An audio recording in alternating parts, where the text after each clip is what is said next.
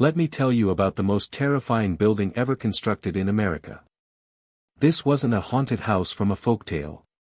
This was a real, three-story hotel, built by one man with one purpose, to become the perfect factory for murder. This is the story of Henry Howard Holmes and his masterpiece of horror, the Murder Castle. Now, when we think of serial killers, we often think of shadows, of secrets, of men who hide their crimes. But Holmes was different. He didn't hide. He constructed a literal maze in the heart of Chicago, a place with over 100 windowless rooms, soundproof chambers, secret passages that only he knew, and doors that opened to nothing but a sheer drop to the basement. He designed trapdoors that could drop a person directly into a pit. He piped gas directly into the bedrooms, so he could asphyxiate his guests at the turn of a valve. This wasn't a home, it was a slaughterhouse disguised as a hotel. And the nicknames they gave him tell you everything you need to know. They called him the Beast of Chicago. But the most chilling, the most poetic, and honestly, the most accurate was the Devil in the White City. Because while Chicago was shining with the future, hosting its magnificent World's Fair, Holmes was building his own dark kingdom right alongside it, preying on the hopeful and the innocent who came to visit. So, what was the scale of his evil? Officially, Holmes was convicted for the murder of just one man, Benjamin Pittersall. But he himself confessed to 27 murders. And the rumors? The whispers from investigators and journalists who saw the sheer industrial scale of his operation. They put the number of victims at 130, or even more. Think about that. One man. One building. Potentially over 100 lives erased. And you can feel the horror through the words of the men who investigated him. Detective Frank Geyer, who was tasked with finding the bodies of Holmes's young victims, said it best. He described the search, and I'll never forget this quote, "The deeper we dug, the more horrible the odor became." That sentence haunts me. It's not just about the physical smell of decay. It's a metaphor for the entire case. The deeper they looked into Holmes and his castle, the more unimaginable the evil they uncovered. But here's the question that kept me up at night: how did he possibly get away with this for so long? How does a man build a literal house of horrors in the middle of a major city without anyone noticing? The answer is even more sinister than the castle itself, and it's what we're going to uncover in the next chapter. You asked how he got away with it. The answer is, he didn't just wake up one day and decide to build a murder castle. The blueprint for that monstrosity was drawn years earlier, in the mind of a man named Herman Webster Mudgett. That was his real name, long before he became the legendary Henry Howard Holmes. And his story starts not with murder, but with deception. He was a con artist, a grifter, a man who understood human weakness better than anyone. He arrived in Chicago in 1886, a city pulsing with opportunity and chaos, the perfect hunting ground for a predator like him. His first move. He charmingly weaseled his way into owning a pharmacy. Imagine that. The man who would become America's first serial killer, selling cough syrup and remedies to trusting families. He stood behind that counter, the picture of respectability, all while concealing his sinister plans beneath a warm smile. But the pharmacy was just a front. His real business, his true education, had started years before in medical school. This is a little-known but crucial fact that explains so much. It was there he discovered a macabre and profitable secret, the high demand for cadavers in medical schools. And Holmes, ever the entrepreneur, found a way to supply them. He began by robbing graves, a ghastly but somewhat common practice at the time. He would steal bodies and sell them to institutions. Can you imagine the cold, calculating mindset that develops from a side hustle like that? It's like he was desensitizing himself to death, treating human bodies not as people, but as products. This was his training ground. This is where he learned to dissect, to dispose, and most importantly, to see people not as human beings, but as assets and liabilities. He even committed his first known insurance fraud by faking the death of a patient to collect the money. It was a test run.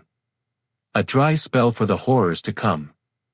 So when a fire, a suspiciously convenient fire, destroyed the building next to his drugstore, he didn't see tragedy. He saw an opportunity. He bought the entire lot. And with a blank canvas and a mind warped by grave robbing and fraud, he began commissioning architects and builders. But here's the sinister part: he would hire a crew, have them work on one section of his blueprint, and then fire them and hire a new crew for the next part.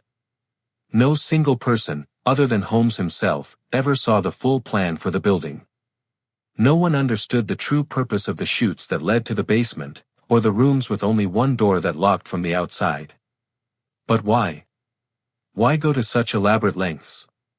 What was the ultimate, monstrous goal behind constructing this labyrinth of death? The truth is more shocking and calculated than simple murder, and it's the key to understanding the devil himself. That's what we'll reveal next. So he had the land, he had the warped vision, and he had a city about to be flooded with perfect victims. Because in 1893, Chicago was hosting the World's Fair, the Columbian Exposition. Millions of people, from all over the country and the world, were pouring into the city, hopeful, excited, and utterly anonymous. For Holmes, this wasn't a celebration, it was a target-rich environment. His building project wasn't just construction, it was a race against the clock to complete his masterpiece of murder before his guests arrived. And what a building it was! It started as a two-story structure with shops and apartments, a completely normal-looking building. But then, he added a third floor. This wasn't for more rooms, this was for his darkest work. This is where the architectural nightmares began. Imagine corridors that twisted and turned, leading to dead ends. Doors that opened into brick walls. Staircases that went nowhere. It was a labyrinth designed to disorient and trap. Now, the yellow press called it a castle of horrors, and wrote about torture chambers and a crematorium. Some of that was exaggerated, but the reality was bad enough. He didn't need a dungeon, he had soundproof rooms, sealed and airtight. He had gas lines he controlled, so he could pump poisonous gas into a locked room while someone slept. He built trapdoors in the floors, often hidden by rugs, that would drop a person directly down a chute that led straight to the basement. Picture yourself as one of his guests. You check into this hotel. It's big, it's strange, but the owner is so charming. You go to your room. The door has a lock, but it's on the outside. The gas lamp flickers in the dim, silent corridor. You hear a strange noise from the vents. You have no idea that the man in the room next to you is already gone, his body sliding down a hidden passageway to the laboratory below. That basement, that was the final stop. This is where he had a large kiln, often described as a crematorium. He had vats of acid. He had surgical tables and bone saws. This is where he would dissect the bodies, strip the flesh, and process them. He needed to dispose of the evidence. And some rumors say he even articulated the skeletons and sold them to medical schools, coming full circle from his grave-robbing days. The sheer, cold, industrial efficiency of it is what chills me to the bone. This wasn't a crime of passion, this was a factory. But here's the question that has always haunted me: with all this meticulous planning, with a building that was literally a death trap, how did it all finally fall apart? How does a man who thought of everything finally make a mistake? The downfall of H. Holmes is a story of ego, greed, and one detective who refused to give up, and that's where this story takes its final, shocking turn. The World's Fair was his hunting season. The city was packed, and his hotel was perfectly positioned to catch the overflow. He placed ads, offering rooms to tourists who had nowhere else to stay. They arrived with hope and excitement, stepping right into his web. And what a sophisticated web it was. This wasn't just random killing, it was a calculated, profit-driven operation. His scheme was diabolical in its simplicity. He would hire young women as stenographers or maids, often attractive and far from home. And before they started, he had one peculiar requirement: they had to take out a life insurance policy.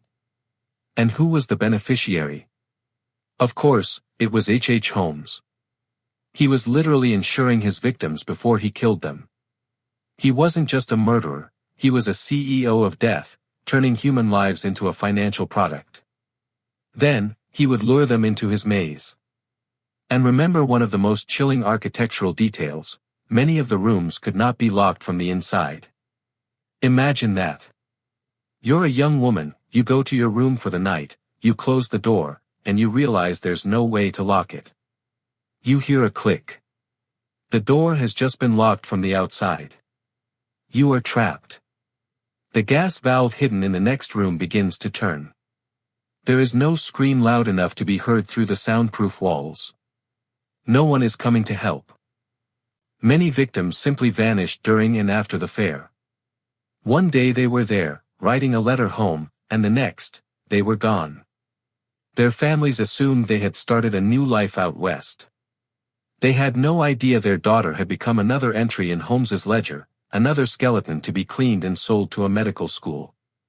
He was rumored to have a complete, professional skeleton articulating setup in his basement. The same hands that charmed them would methodically dispose of them, turning their remains into cold, hard cash. But his greed, this need to monetize every single aspect of his crime, would ultimately be his undoing. He couldn't resist. An insurance policy on one victim wasn't enough. He had to go bigger. He set his sights on a massive fraud, a plot so bold and so complex that it would finally bring the attention of the authorities, and one tenacious detective who would follow the money straight to the devil's door. That fatal mistake is where the end begins. His greed was his addiction. And it led him to his most monstrous and ultimately foolish scheme, the plot against his own business partner, Benjamin Pittersall. Holmes convinced Pittersall to fake his own death for a massive $10,000 life insurance payout, a fortune at the time. They would use a cadaver from a medical school, claim it was Pittersall, and split the money. But Holmes had no intention of splitting anything. Why use a stranger's corpse when he could use Pittersall's and keep every single penny? So he murdered him. He killed his partner, collected the insurance money, and thought he'd committed the perfect crime. But then came the loose ends. Pittersall had a family, a wife and 5 children.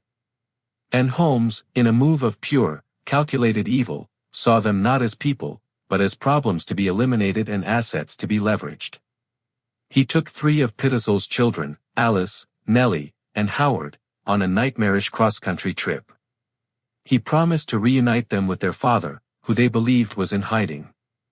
Meanwhile, he was writing to their mother, assuring her they were safe, all while he was planning their murders. He later confessed to killing the 2 girls by locking them in a trunk and piping in gas. He killed the boy, Howard, in a similar way. The coldness of it is just unimaginable. But this time, the insurance company was suspicious. They hired the Pinkerton Detective Agency. And this is where the legend of Detective Frank Geyer begins. He was a bloodhound. He refused to give up. He followed Holmes's trail and the trail of the missing children. And in a dark, rented cellar in Toronto, Geyer made the discovery that would seal Holmes's fate. He found the small, decomposing bodies of Alice and Nellie Pittersall, hidden in a corner.